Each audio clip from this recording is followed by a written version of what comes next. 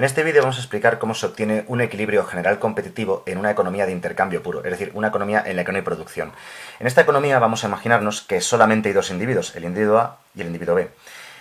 Este tipo de situaciones se representan en lo que se conoce como una caja de Edgeworth, ¿vale? Las cajas de Edgeworth sirven para representar dotaciones iniciales y repartos entre los dos individuos. Como digo, no hay producción, así que los individuos, digamos que llegan al mundo con unas dotaciones iniciales, las que sean. Eso ahora mismo no importa, ¿de acuerdo?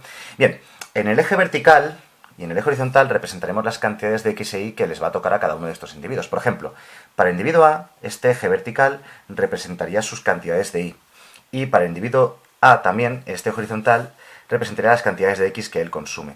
De forma análoga, el individuo B se sitúa en los ejes opuestos, de frente y boca abajo, ¿vale? De tal manera que este eje horizontal del individuo B sería la cantidad de X que le corresponde a él y este eje vertical del individuo B sería la cantidad de Y que le corresponde a él, ¿de acuerdo? Cuidado con el tema de los subíndices, X sub A e Y sub A son las cantidades del individuo A y X sub B e Y sub B son las cantidades del individuo B. Hay que tener algunos conocimientos básicos de microeconomía antes de poder ver esto, porque vamos a hablar de preferencias y de maximización de satisfacción. Vale, lo que vamos a hacer es lo siguiente. Estos individuos se supone que tienen unas curvas de indiferencia. Por simplicidad, vamos a suponer que las curvas de indiferencia son curvas de indiferencia convexas. Así que voy a dibujar una curva de indiferencia cualquiera del individuo A, ¿vale? Imaginemos que esta curva de indiferencia es, como digo, una curva de indiferencia del individuo A. Las curvas de indiferencia lo que representan son un nivel de satisfacción concreto. Así que para esta curva de indiferencia, hipotética curva de indiferencia, en todos sus puntos el individuo tiene exactamente el mismo nivel de satisfacción, ¿vale? Por ejemplo, en esta otra curva de indiferencia, el individuo tendría menos satisfacción porque cuanto más cercana está del origen una curva de indiferencia, menor es el nivel de satisfacción que en cualquier punto de esta curva de indiferencia. Pero entre todos estos puntos, el individuo sería indiferente porque le dan la misma satisfacción. Pensad que cada uno de estos puntos son una combinación de Y y de X. O sea, el individuo está igual de satisfecho teniendo cualquiera de estas combinaciones de X e Y para estos puntos, o para estos puntos, o para esta otra curva de indiferencia. Se pueden dibujar infinitas curvas de indiferencia. Normalmente se dibujan 2, 3, 4, bueno, las que sean. Estas curvas de indiferencia de color azul, como digo, representan la satisfacción del individuo para cada uno de esos puntos. Como digo, misma satisfacción en todos los puntos, sería indiferente entre cualquiera de ellos. No sabemos en qué curva va a estar un individuo, pero lo que es seguro es que él va a tratar de buscar la curva de indiferencia lo más alejada de su origen posible, ¿no? Porque eso le va a dar mayor satisfacción, como sabemos de las propiedades de las curvas de indiferencia. Bien, pues para el individuo B va a pasar lo mismo. El individuo B va a querer buscar su curva de indiferencia lo más alejada posible del origen, ¿de acuerdo? Y para ello, lo que va a hacer es fijarse en lo que hace el individuo A. Vale, imaginemos que el individuo A se sitúa en esta curva de indiferencia. Ya sabemos que el individuo A está en esta curva de indiferencia. Pues dada esta curva de indiferencia, podríamos ir dibujando curvas de indiferencia del individuo B, que voy a pintar de color rojo, ¿vale? Lo más alejadas posibles, hasta que alcanzásemos una que está tan lejos de su origen que toca en un solo punto a la curva de indiferencia del individuo A, ¿vale? Imaginemos que toca en ese único punto a esa curva de indiferencia.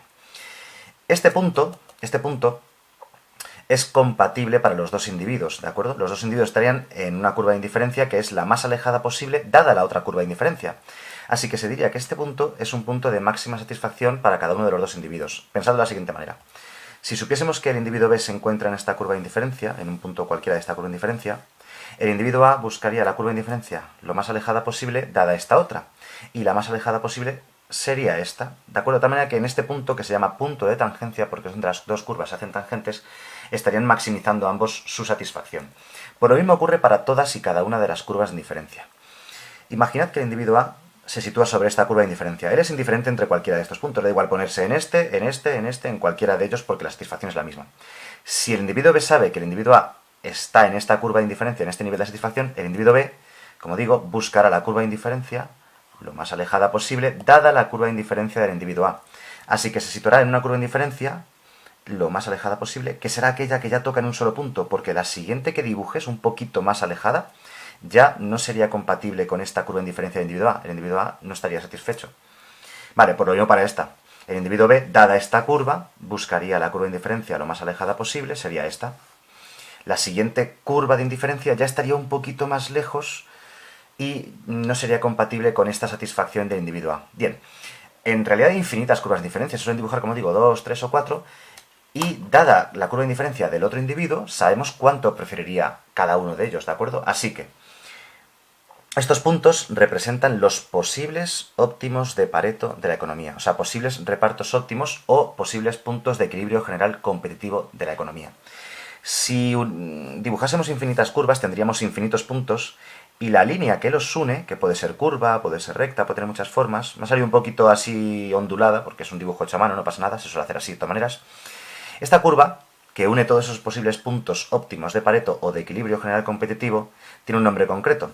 Se llama curva de contrato, porque son los puntos para los que ambos individuos estarían de acuerdo o digamos estarían maximizando su satisfacción, ¿vale? Bueno, eso es lo que se llama curva de contrato. Concretamente, la curva de contrato surge de estos puntos de tangencia entre las curvas de indiferencia de los dos individuos.